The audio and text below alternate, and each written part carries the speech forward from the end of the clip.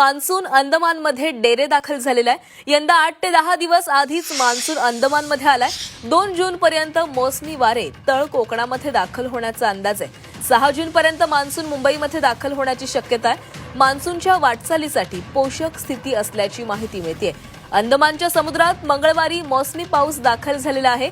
यंदा मान्सून 8 ते 10 दिवस आधीच दाखल झाल्यानं तो केरळमध्ये 25 ते 27 मे दरम्यान पोहोचण्याची शक्यता आहे। तर 2 जून पर्यंत पाऊस तळ कोकणात दाखल होऊन 6 जून पर्यंत राज्यात सर्वदूर पाऊस पोहोचण्याची शक्यता आहे। तरी आनंदाची वार्ता आहे, कारण मान्सून अंदमानामध्ये डेरे दाखल झालेला आहे। त्यामुळे यंदा मान्सून लवकर दाखल होणार आहे। त्यामुळे महाराष्ट्रामधील सर्वच जणांना ही आनंदाची वार्ता मिळालेली आहे।